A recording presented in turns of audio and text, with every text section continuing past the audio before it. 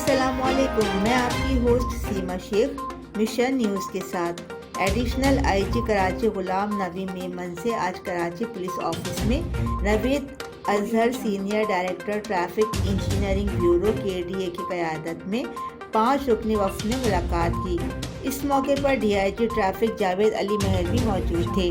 वफ़द ने additional IG Karachi को अपने दरपेश मसाइल से आगाह किया। एडिशनल आईजी कराची ने वफ़द के दरपेश मसाइल को जल्द हल करने और अपने मुकम्मल ताउन की यकीन दहानी कराई। एडिशनल आईजी ने मुलाकात के अख्तिताम पर मेहमानों का शुक्रिया अदा किया। तर्जुमान कराची पुलिस।